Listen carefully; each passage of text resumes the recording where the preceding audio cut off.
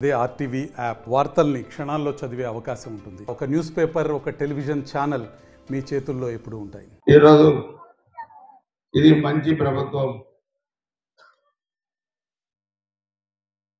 NDA ప్రభుత్వం ఏర్పడి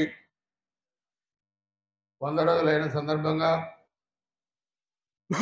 ఈరోజు రాష్ట్ర వ్యాప్తంగా కూడా అన్ని గ్రామాల్లో కూడా ఈ కార్యక్రమాలు నిర్వహించుకొని మున్సిపల్ పరిధిలో ఈ సదస్సులు కూడా మనం పెట్టుకుంటున్నాం.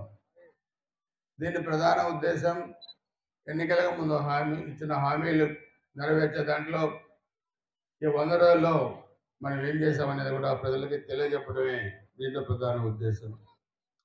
ముఖ్యంగా పెన్షన్ మనం చూస్తే 2014లో చంద్రబాబు నాయుడు గారు ముఖ్యమంత్రి అయినప్పటికీ 1000 రూపాయలు పెన్షన్ ఉంటే దాన్ని 200 రూపాయలు పెన్షన్ ఉంటే 1000 రూపాయలు చేశారు. దాన్ని ఎన్నికల ముందు 2000 చేశారు. జగన్మోహన్ రెడ్డి 3000 చేస్తానని 4 సంవత్సరాల్లో చేయలేకపోతే దాన్ని 4000 రూపాయలు పెంచి మొట్టమొదటి నెలలోనే 7000 రూపాయలు, అది ఏప్రిల్ నుంచి అమలుపరిచి 7000 రూపాయలు ఇచ్చింది మన ప్రభుత్వం. ఇచ్చిన హామీలు నిలబెట్టుకోవడంలో ఈ ప్రభుత్వం ఎప్పుడు కూడా ముందుంటుంది. పేదవాడి ఆకలి తెచ్చే అన్నా క్యాంటీన్ కూడా మూత వేస్తాయి. దాన్ని కూడా ఇప్పుడు 170 చోట్ల అన్నా క్యాంటీన్ కూడా తెచ్చారు. మన నియోజకవర్గంలో మన పిడుగురాళ్ళలో కూడా అది పెట్టాం. భూమి నీది, హక్కు నాది, భూమి నీది, ఆక్రమించుకోవడం నా హక్కు అనే వైసీపీ నాయకుల తత్వానికి ల్యాండ్ టైటిల్ యాక్ట్ తెస్తే దాన్ని కూడా రద్దు చేసి భూమి ఎవరిదైతే యజమాని కూడా వాళ్ళే, మీకు హక్కు లేదని చెప్పి కూడా తొలి సంతకంతోనే ల్యాండ్ టైటిల్ యాక్ట్ రద్దు చేసింది మన ప్రభుత్వం అని చెప్పి కూడా మీ అందరూ కూడా తెలియజేస్తా ఉన్నాను. అదే కాకుండా ఈరోజు మనం చూస్తే మెగా డిఎస్సి దాదాపు మొదటి సంతకం కూడా చేశారు మన ముఖ్యమంత్రి గారు. అదేవిధంగా ప్రతి నెల కూడా మరి 1వ తారీఖున జీతాలు ఇవ్వటం, ధాన్యం కొనుగోలు కానీ, పంచాయతీ సర్పంచుల్ని గతంలో 5 సంవత్సరాలకు ఏ విధంగా ట్రీట్ చేశారో మీరు చూశారు. ఇప్పుడు స్థానిక సంస్థలు కూడా మనం నిధులు ఇస్తూ ఉన్నాం. అదేవిధంగా విజయవాడలో వరదలు వచ్చినాయి. 14లో ఉదుహు తుఫాన్ వస్తే వైజాగ్లో ఏం చేశారో మొన్న కూడా ముఖ్యమంత్రి గారు, ఉప ముఖ్యమంత్రి గారు ఆ వరదల్లో మరి వారం రోజులు బస్సులోనే ఉండి 3-4 ఇంటి దాకా తెల్లవారు దాకా సహాయ చర్యలు చేపట్టి విజయవాడని వరద ముంపు నుంచి కాపాడారు. మాజీ ముఖ్యమంత్రి వచ్చాడు, ఒక ప్రెస్ మీట్ ఇచ్చాడు, వెళ్ళిపోయాడు. కనీసం ఒక 10 మందికి ఆకలి తీర్చడానికి అన్నం పెట్టారా వైసీపీ నాయకులు కానీ, జగన్మోహన్ రెడ్డి కానీ చెప్పి అడుగుతున్నారు. సహాయం చేసే గుణం మాత్రం లేదు. ఎప్పుడు నిందలు వేయటం, ఇష్టారాజ్యంగా మాట్లాడటం, ఇవన్నీ కూడా చేస్తూ ఉన్నారు. ఇప్పుడు మన వాళ్ళు చెప్పారు, మన 20 రోజుల క్రితం తుఫాన్లు వచ్చినప్పుడు ఆ రోజు వరంగల్ ట్రాక్ మొత్తం కొట్టకపోతే దాదాపు 14 ట్రైన్లు మన నడికూరు నుంచి డైవర్ట్ చేశారు. మన నియోజకవర్గానికి సంబంధం లేని ట్రైన్లు అవి. ఎక్కడో ఉత్తరాది పోయే ట్రైన్లు, నార్త్ ఇండియన్స్ ఉన్నారు దాంట్లో. 16 గంటలు తినడానికి తిండి లేదు, తాగడానికి నీళ్ళు లేవని నాకు ఫోన్ చేస్తే నేను మన వాళ్ళందరినీ అలర్ట్ చేసి మన నియోజకవర్గానికి సంబంధం లేని 14 ట్రైన్లకి 17,000 మందికి 3 గంటల్లోనే అన్నం పెట్టిన ఎంతమంది. ఇది మానవత్వం అని చెబుతున్నారు. ఎవరైనా రాజకీయ నాయకులు వాళ్ళ నియోజకవర్గ అభివృద్ధి, వాళ్ళ నియోజకవర్గం కోసం చేస్తారు. కానీ మన నియోజకవర్గం కాదు, మన రాష్ట్రం కాదు, ఎక్కడో దూర ప్రయాణికులకు కూడా అన్నం లేదంటే మనం అన్నం పెట్టాం, నీళ్ళు ఇచ్చాం, 17,000 మందికి ఇచ్చాం.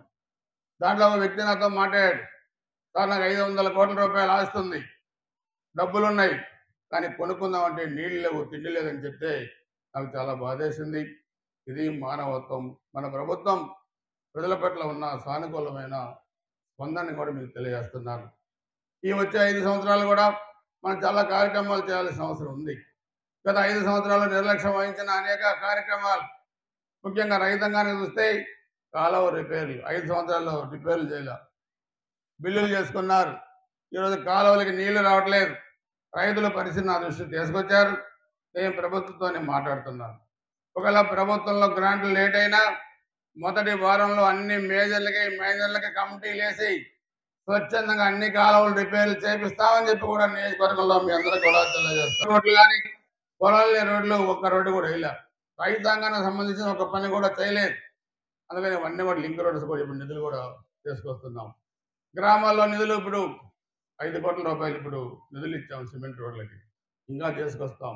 డ్రింకింగ్ వాటర్ కానీ, అదేవిధంగా హాస్పిటల్స్ నిర్మాణానికి కానీ, ఎలక్ట్రిసిటీకి కానీ ఇవన్నీ కూడా మనం నిధులు తీసుకొస్తున్నాం. శానిటేషన్ బాగుండాలి. వర్షాలు వచ్చినప్పుడు వాటికి కూడా అక్కడ మున్సిపాలిటీ గ్రామాల్లో కూడా అధికారులని ప్రజల్ని కూడా అప్రమత్తం చేస్తూ ఉన్నాం. లిఫ్ట్ ఇరిగేషన్స్ కూడా నిధులు కూడా సేకరిస్తున్నాం. ఈరోజు మనం చూస్తే అన్ని విధాలుగా కూడా ఈ ప్రభుత్వం ముందుకెళ్లేదానికి కూడా మనం అభివృద్ధిలో ప్రణాళికలు రూపొందించుకుంటున్నాం. డ్వాక్రా మహిళలు ఉన్నారు. గత ప్రభుత్వంలో వీళ్ళు సేకరించుకున్న నిధులు 3,000 కోట్ల రూపాయలు గత ప్రభుత్వం వాడుకుంది. ప్రతి గ్రాంట్ని కూడా ఎస్సీ కార్పొరేషన్ లేదు, ఎస్టీ కార్పొరేషన్ లేదు, బీసీ కార్పొరేషన్ లేదు, మైనార్టీ కార్పొరేషన్ లేదు. ప్రజల్ని నయవంచనకి గురి చేసి మరలా మోసం చేస్తూ ఉంటే, మరలా మా ప్రభుత్వం వస్తుందని నమ్మించాలని చూస్తే, అందుకే ప్రజలు 151 సీటుకి 11 సీట్లు ఇచ్చారు. మాట్లాడితే దౌర్జన్యాలు చేశారు, తప్పుడు కేసులు పెట్టారు, పోలీస్ స్టేషన్లో కొట్టించారు. ఇప్పుడు కూడా మన నాయకులు అనుకోవచ్చు, వాళ్ళు చాలా దౌర్జన్యాలు చేశారు, మీరు మమ్మల్ని చేయనీయట్లేదని. తప్పకుండా దౌర్జన్యాలు చేసిన వాళ్ళు, తప్పు చేసిన వాళ్ళు చట్టపరంగా శిక్షించబడతారు. మీరు ఆందోళన పడాల్సిన పని మాత్రం లేదు. అలా అని కార్యకర్తలను కాపాడుకోవడంలో మేము వెనకడుగు వేసే సమస్య లేదని చెప్పి కూడా స్పష్టంగా కూడా తెలియజేస్తా ఉన్నాం. తప్పకుండా బుద్ధి చెప్పి తీరుతాం ఇష్టారచన ప్రవర్తించిన వాళ్ళకి చట్టపరంగా. అందుకే మనందరం కూడా అభివృద్ధి వైపు నియోజకవర్గాన్ని తీసుకెళ్దాం. మనం 14-19 చేసిన అభివృద్ధి తప్పితే పోయిన సంవత్సరం 5 సంవత్సరాల అభివృద్ధి చేయాలి. నేను గురజాలపట్నంలో మీకు చెప్తున్నాను, కారంపూడి రోడ్డు, మార్చల్ల గుంట రోడ్డు మనమే లైటింగ్ ఉంటే ఎవిడెన్స్ వేసాం, సిమెంట్ రోడ్లు వేసాం, టౌన్ మొత్తం ఆర్టీఓ ఆఫీస్ కట్టించాం, హాస్పిటల్స్ కట్టించాం, డ్రింకింగ్ వాటర్ ఇచ్చాం, ఐసిడిఎస్ ప్రాజెక్టు కట్టించాం, అగ్రికల్చర్ ఆఫీస్ కట్టించాం. ఈ 5 సంవత్సరాలు వాళ్ళు చేయగలిగింది ఏం లేదు. పల్లెటూరుగా ఉన్న గురజాలని రెవెన్యూ డివిజన్ తీసుకొచ్చి మొత్తం ఒక మున్సిపాలిటీలోకి తీసుకొచ్చాం. రాబోయే రోజుల్లో మన సూపర్ 6 కార్యక్రమాలను అమలుపరిచే దాంట్లో భాగంగా గురజాల కేంద్రంగా కూడా మనం పల్నాడు జిల్లా సాధించాల్సిన అవసరం ఉందని చెప్పి కూడా మీ అందరూ కూడా తెలియజేస్తున్నాం. అదేవిధంగా నిధులు కూడా మనం తీసుకొస్తున్నాం. మన పక్కనే దైవ అమరలింగేశ్వర స్వామి టెంపుల్ ఉంది. పుష్కరాలు వస్తాయి, అన్ని తార్ రోడ్లు వేయించాం, ఘాట్లు కట్టించాం, లైటింగ్ ఇచ్చాం, డ్రింకింగ్ వాటర్ ఇచ్చాం. కానీ ఏదన్నా ఫెస్టివల్స్కి మహిళలు స్నానాలకు వెళ్తే కనీసం వాళ్ళు షెడ్లు కూడా వేయలేని పరిస్థితి గత 5 సంవత్సరాల్లో. వాటన్నింటినీ కూడా మనం నిధులు చేసుకొచ్చి డెవలప్మెంట్ చేస్తున్నాం. 16లో పుష్కరాలు వచ్చినాయి. మరలా 28లో మన ప్రభుత్వంలోనే మళ్ళీ కృష్ణా పుష్కరాలు రాబోతా ఉన్నాయి. వాటిని బ్రహ్మాండంగా కూడా టెంపుల్స్ అన్నింటినీ కూడా మనం చేస్తామని చెప్పి కూడా మీకు తెలియజేస్తున్నాను. అదేవిధంగా వచ్చే దసరా నుంచి గ్యాస్ కనెక్షన్స్ కూడా 3 సిలిండర్లు ప్రభుత్వం ఇవ్వబోతా ఉంది. మనం కూడా చెప్పాం సూపర్ 6లో ప్రతి ఒక్క ఇంటికి ఉచిత గ్యాస్ కనెక్షన్ మన నియోజకవర్గం సూపర్ 6లో కూడా చెప్పాం. దాన్ని కూడా త్వరలోనే అమలుపరిచి తీరుతామని చెప్పి కూడా మీ అందరూ కూడా తెలియజేస్తా ఉన్నాం. నిరుద్యోగులకి ఉద్యోగ అవకాశాలు కల్పించడం ఇవన్నీ కూడా మనం చేసుకోబోతున్నాం. రాజధాని చంపేశారు. మన గుంటూరు జిల్లాలో రాజధాని నిధులు ఇవ్వలేకపోతే కేంద్ర ప్రభుత్వ సహకారంతో 15,000 కోట్ల రూపాయల ముఖ్యమంత్రి గారు తీసుకొచ్చారు రాజధాని నిర్మాణం కోసం. పోలవరానికి రివర్స్ టెండరింగ్ అన్నారు. మొత్తం దగా పచ్చి మోసం చేస్తే పోలవరం మంగళం కూడా ముందుకు వెళ్ళలేకపోతే 20,000 పోలవరానికి తీసుకొచ్చారు. పరిశ్రమలు కూడా అన్నీ కూడా రాబోతూ ఉన్నాయి. నేను మీ అందరికీ చెప్పేది ఒకటి, ఈ ప్రభుత్వం అందరి ప్రభుత్వం, ప్రజల ప్రభుత్వం. ఇది ఒక అరాచకం చేసే ప్రభుత్వం కాదు.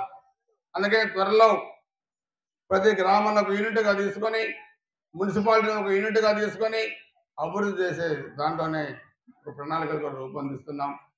ఫస్ట్ వీక్ నుంచి కూడా కాలువల రిపేర్లతో ఈ ప్రక్రియ కూడా స్టార్ట్ అయితే చెప్పి కూడా మీకు తెలియజేస్తున్నాను. మీకు ఏ అవసరం ఉన్నా అందరం కలిసికట్టి కూటమి నాయకులందరూ కూడా కలిసికట్టుగా మన గురజాల నియోజకవర్గాన్ని అభివృద్ధి పదంలో తీసుకెళ్దాం. ఇక్కడ పార్టీలకు అతీతంగా కూడా అభివృద్ధి కార్యక్రమాలు చేసే దానికి కూడా మేము ముందుంటాం.